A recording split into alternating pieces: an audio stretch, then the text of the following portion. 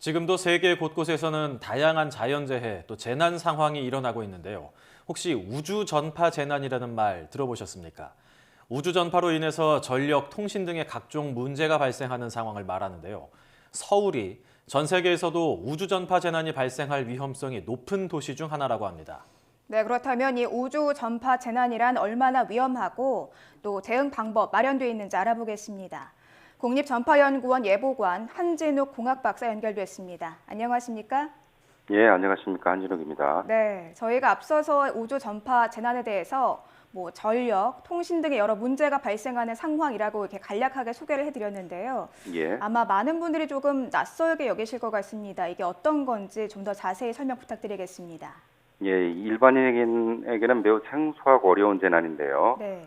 우주 공간에서 자기장 등 전자파 에너지의 변화에 의해 발생하는 재난을 의미합니다. 과거에는 그 발생 빈도가 매우 낮았는데요. 사회가 고도화되고 중요시되어야 할 신규 재난, 그런 영역입니다. 재난 발생 시 위성이나 항공, 항법, 전력, 방송, 통신 등 다양한 분야에서 영향을 미치게 됩니다. 네. 그러면 이 우주 전파 재난이라는 걸 일으키는 주요 원인은 무엇이라고 볼 수 있을까요? 주요 원인은 태양인데요. 재밌는 얘기가 있는데 태양이 기침만 하여도 지구는 독감에 걸릴 수 있다는 이야기가 있습니다. 태양 99%가 수소와 헬륨 기체로 구성되어 있는데요. 태양의 적도 부근은 25일에 한 번씩 자전을 하게 되고 양극 지역은 34일에 한 번씩 자전을 하죠. 태양의 적도와 극지방이 서로 다른 속도로 자전하게 되면 자기장에 불안정한 지점이 생기는데 그것이 바로 흑점이 되는 것입니다. 마치 수소와 헬륨으로 구성된 원자폭탄 같은 것이지요. 물론 터질 수도 있고 터지지 않을 수도 있습니다. 흑점이 폭발하게 되면 마치 원자폭탄이 터져서 빛과 파편이 날아오고 우리가 부상을 입거나 죽게 될 수 있는 것처럼 지구 전체가 재난 상황에 처하게 될 수도 있는 것이죠. 태양이 이렇게 기침을 한다라고 표현을 해주셨는데 그런데 전 예. 세계가 영향을 받는 가운데서도 한국이 우주 전파 재난 위험 국가라고 들었습니다. 이게 사실입니까? 예, 맞습니다. 사실입니다. 작년 2015년 영국 로이드 보험회사하고 캠브리지 대학은 전 세계 주요 도시의 재난 위험성 연구 결과를 발표했는데요. 그 연구 결과에 의하면 태양 활동에 따른 재난 위험이 지린 단전보다 비중이 높고 전 세계 주요 도시 중 서울이 7번째로 위험한 것으로 평가했습니다. 도쿄가 1위고요. 뉴욕, 모스크바, LA, 파리, 런던, 바로 그 다음이 서울입니다. 피해 예상액은 약 1조 800억 원으로 추산하였습니다. 네. 우리가 이걸 조금 낯설게 여겼을 뿐이지 그 위험성이 지진보다 높다고 하니까 조금 심각성이 피부에 와닿는 것 같은데요. 예. 그렇다면 이 우주 전파 재난 상황이 발생하면 구체적으로 좀 어떤 상황이 나타날 수 있는 겁니까? 위성의 경우는 위성의 태양 전지판이 훼손될 수도 있고 위성 방송 및 통신이 영향을 받을 수도 있습니다. 그리고 뿐만 아니라 위성 궤도가 이탈하거나 자세 오류가 발생할 수도 있고요. 우리나라가 보유한 8개 모든 위성이 피해를 받을 가능성이 있습니다. 북극 항로를 이용하는 승객은 또 승무원은 엑스레이 100장이나 CT 촬영의 3배 이상의 방사능에 노출될 수 있습니다. 뿐만 아니라 GPS 시스템이 영향을 받을 경우에는 항공기의 이착륙 및 운항에 문제를 초래할 수도 있고요. 가장 큰 문제는 전력시설에 대한 것입니다. 만일 수도권 인근 변압기가 파손된다면 그 영향은 어마어마할 것입니다. 하루에 300만 명이 넘게 이용하는 전철은 말할 것도 없고 금융, 방송, 통신, 상하수도, 가스 공급, 주유소 등 그 파장은 이루 말할 수 없을 것입니다.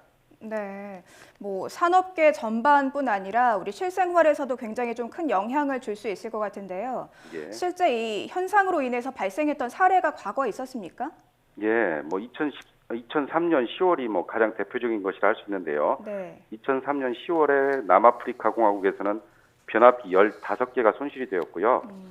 미 항공청 GPS 공항 감시 체계가 30시간 동안 운영이 불가능하였습니다.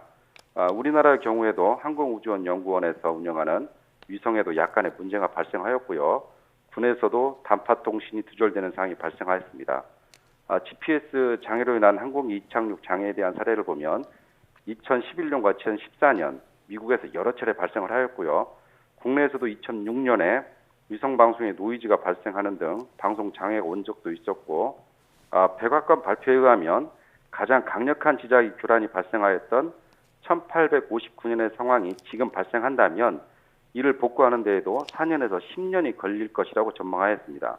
그리고 그 피해 비용도 1조에서 2조 달러가 발생할 것이라고 발표하였습니다. 첨단 기술이 많이 생겨난 만큼 한번 문제가 생기면 이제 피해도 커질 것 같은데 우주 전파 재난, 이게 태양 흑점 폭발이라고 하셨으니까 어느 정도 예상이 가능할 것 같은데 어떻습니까? 솔직히 재난에 대한 것은 좀 어렵습니다. 국내 우주 환경 관측 데이터만으로는 정확한 우주 전파 재난에 대한 예측 예보는 불가능한 상황입니다. 아직 태양을 24시간 관측할 수 있는 위성을 우리나라는 단 한 개도 부여하지 못하고 있으니까요. 그래서 현재 지금 미국 해양대기청과 나사 등과 업무 협약을 추진해서 적은 비용으로 미국 위성에 대한 수신국을 국내에 구축하여 미국의 자료를 수신 중에 있습니다.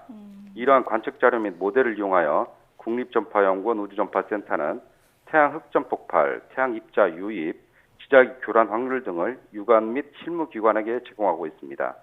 또한 우주전파 환경이 급격히 변할 경우 즉시 핸드폰 문자 메시지, 이메일, 그리고 SNS 등을 이용하여 경보 서비스를 제공하고 있습니다. 네. 그렇다면 실제로 이 우주 전파 재난 상황이 닥쳤을 때 어떻게 좀 대응을 할 수 있을까요? 우주전파센터에서는 상황이 발생할 시기를 대비해서 우주전파 재난에 대한 대응 방안과 행동 요령을 작성하여서 유관기관 및 실무기관에게 대응을 독려하고 있는데요. 북극 항로 운항 항공기에게는 승객 및 승무원이 방사능에 노출되지 않도록 우회 운항을 하도록 하거나 항공기 운항 고도를 조정토록 권고하고 있습니다. 위성에게는 불필요한 예비 장비의 전원을 차단하거나 태양 전지판의 운용 각도 조정 및 발사 일정을 조정토록 할 수 있고요.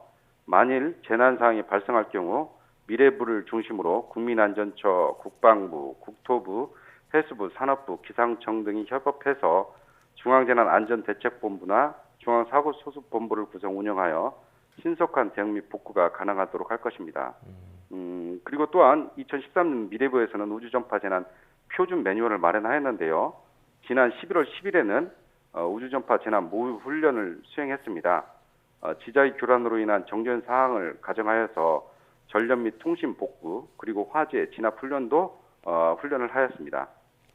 우리나라에서 이제 태양 흑점 폭발에 대한 걸 제대로 관측하기 위한 장비가 좀 부족해서 미국의 정보를 받는다. 이런 얘기를 들으니까 좀 더 많은 지원이 필요할 것 같은데 앞으로는 어떤 대책을 연구 중인지 혹시 알 수 있을까요? 예, 그랬으면 좋겠는데요. 우리 국립전파연구원 우주전파센터는 우주환경 감시의 중심이 되기 위하여 라디오 전략을 수립하였습니다. 연구 개발을 선도하고 조직 활성화, 그리고 관측 시설을 고도화, 국제 협력 강화 등을 통하여 체계적인 재난 대응을 할 수 있도록 연구 중에 있습니다. 네, 많은 연구도 필요할 것 같고 아까 이제 매뉴얼을 수립을 했다고 하셨는데 그 매뉴얼대로 실제로 문제가 터졌을 때 좀 적용을 할 수 있는 연습이 잘 됐으면 좋겠습니다. 예. 지금까지 국립전파연구원 우주전파센터 한진욱 박사였습니다. 오늘 말씀 감사합니다. 예, 감사합니다.